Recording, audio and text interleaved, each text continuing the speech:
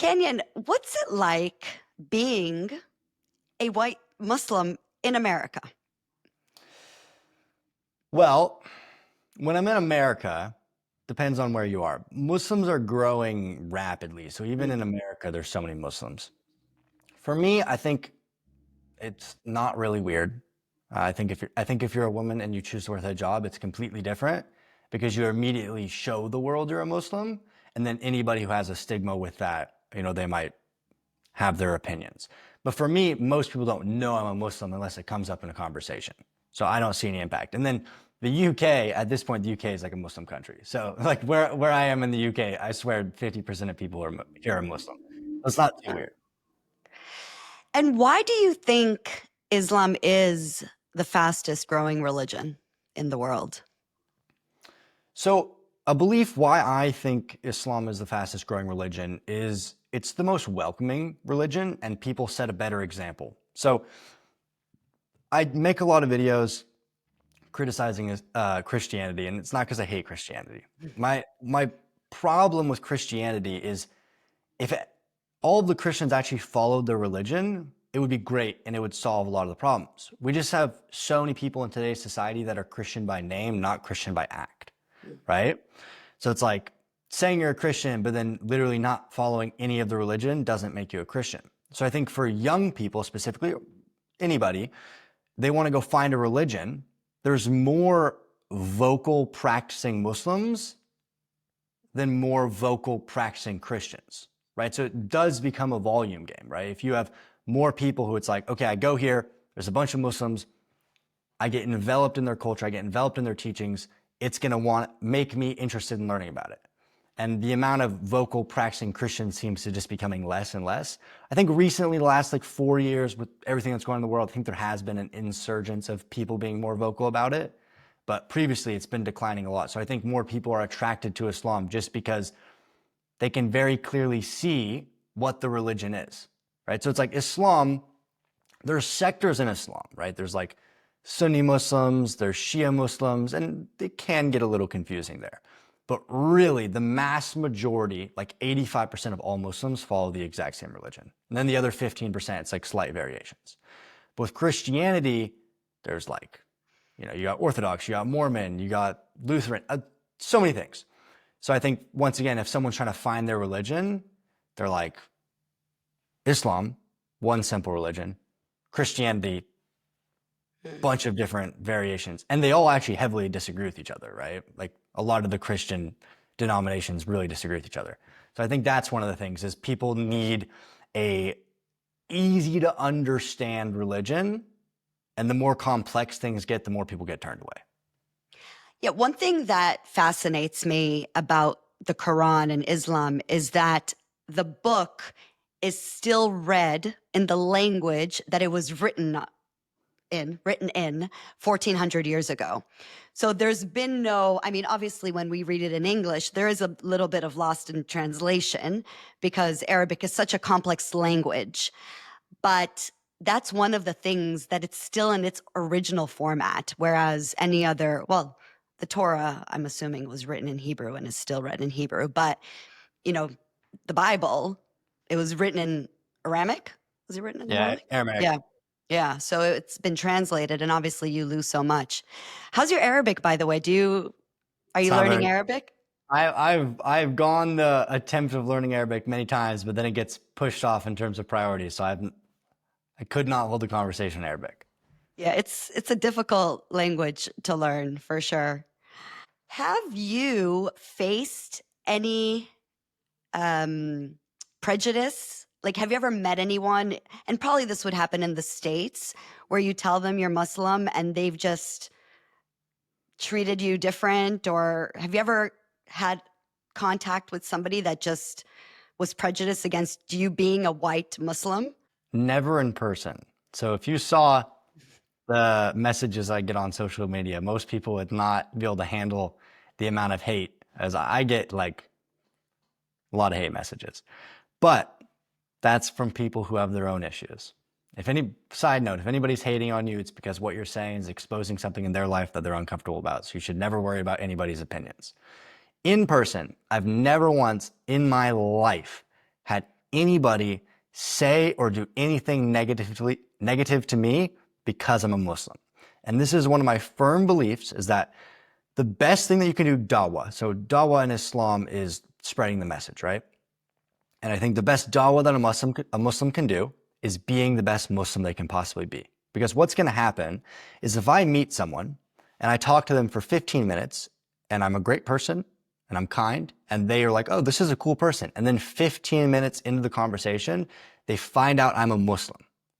It's like, oh, that doesn't trigger anything. They've already met me. They already know who I am. They already know I'm cool. And then what it actually does is it subconsciously in their brain, they associate my good traits, my kindness with Islam. So then they view Islam in a better light.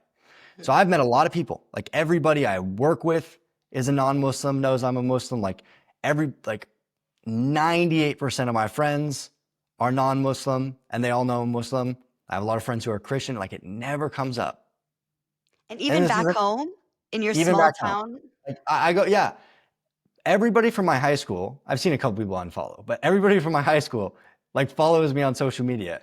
And I get probably on average one message a month from someone I went to high school with that like I kind of loosely know that goes, oh, love what you're doing.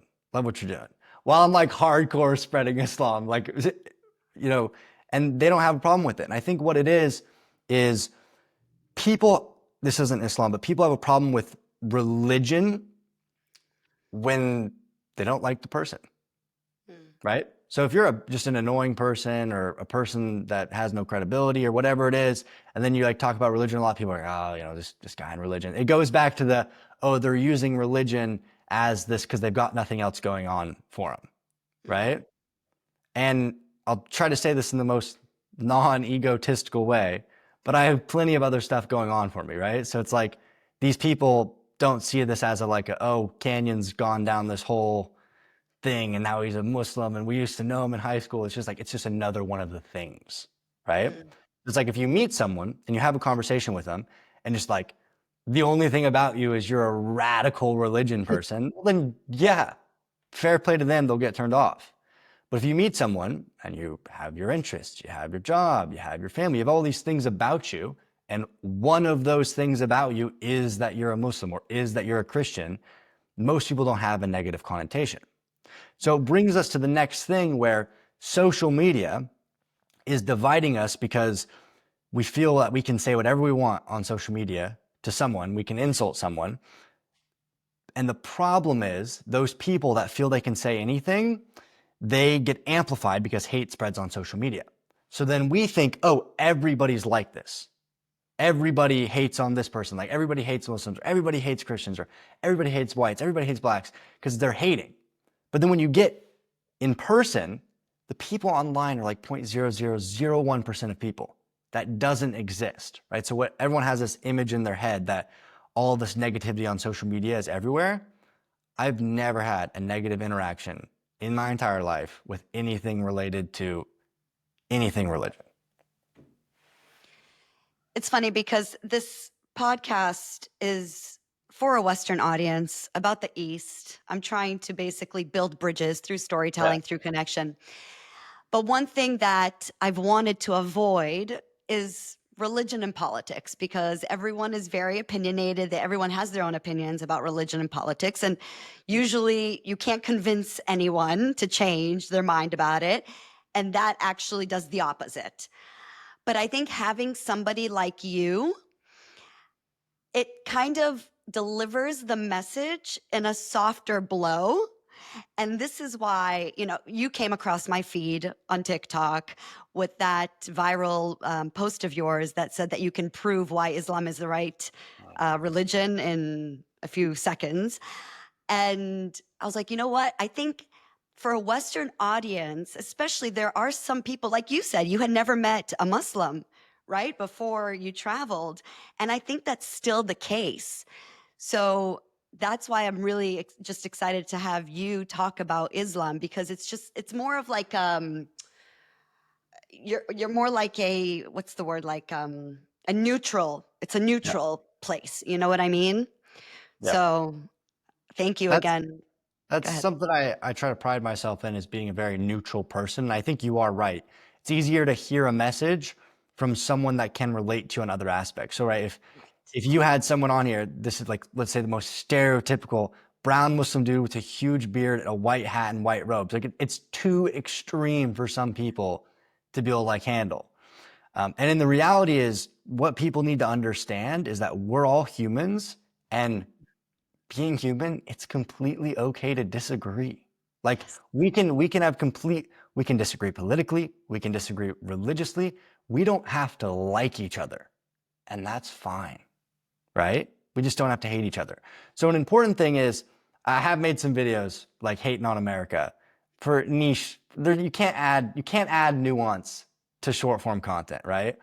I love the country I'm from. Like being born in America sets you up to succeed. Like if you're born in America, Canada, America more than anywhere, your likelihood of being able to be quote unquote successful skyrockets. And I'm so grateful to be American. I'm so grateful to have an American passport. And there's a bunch of places in America I love. I also love a lot of aspects from countries like the UAE and Saudi way more than America. And it's this fine balance, right? Where like a lot of my audience will say they hate America. Like I posted a story when I was heading back to America like 2 months ago, and something was like, oh, you're heading back to a failed society. Yeah, there's a lot of problems in America.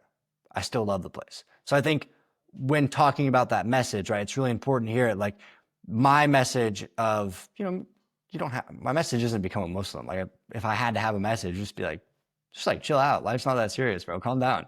But it's easy to hear someone who is from the same country as you, loves the same country as you, is probably the same skin color as you, tell you a different opinion than from someone who's just completely radically different in every single aspect. Absolutely.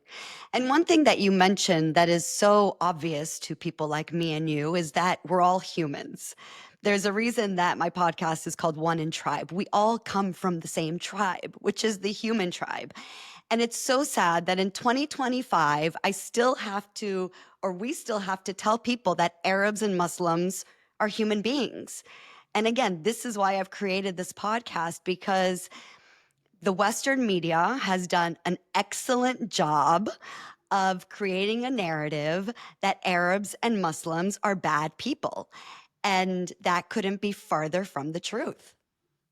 Yeah, it's a very fascinating thing is, fun fact, Arabs make up like 10% of all Muslims. So just for anyone who does not know this, the majority of all Muslims are Asian. Indonesia is the largest Muslim population. There's a lot of Japanese and Korean Muslims. Okay, so most people just don't know that. There's a lot of Russian Muslims. People think that Islam is Arab, and it's not. Now, the issue is people, they look at Muslims and they've been raised by the media to view them in a certain light. So they just automatically associate that, okay? That's gonna deteriorate. The media is fading, so people are no longer doing it. But what's sticking is Muslims and Arabs are the only group of people that are being judged based on the actions of a small portion of them, right? So it's like, why are not all white people judged and held to the accountability of Hitler? This is an extreme example, but this is to illustrate an important part, right? Not every person looks, oh, you're a white person, so you want to genocide people. Like that doesn't make any sense. It's a logical fallacy. It doesn't make sense. But anybody looks at Muslims, go, oh, you're Al-Qaeda, right? Because you're an Arab. And yes, the Western media has done that. So it's just an important lesson that we need to understand is that a small portion of people and their bad experiences does not represent the religion of Islam. And people aren't perfect. So people criticize things that happen in Afghanistan. This is always the one I see. Oh, you haven't been to Afghanistan. Culture isn't Islam. Cultural practices, things that people do in certain Muslim countries, that's not actually Islam. So the belief as Muslims, Islam is a perfect religion. People are not.